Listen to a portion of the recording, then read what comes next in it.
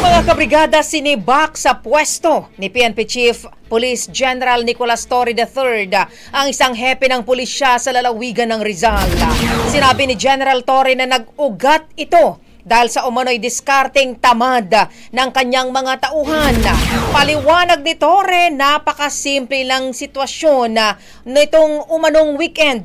May isang negosyante na ninakawan ng 600,000 pesos ng dalawa niyang tauhan at nag-report ito sa police station. Ang tanging ginawa lamang umano ng pulis ay binigyan ng blotter extract ang complainant at pinauwi na.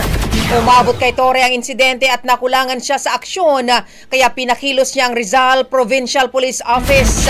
Tinawagan ng Rizal Police ang Negros Police na address ng isa sa mga suspect at dito na nila na-aresto ang suspect na hawak pa ang 500,000 pesos. Babala ni Torre sa mga pulis, lalo sa mga commander, hindi siya mangingiming magsibak sa pwesto dahil marami ang mga nakapila para sa posisyon. Bagong-bago, Brigada Balita.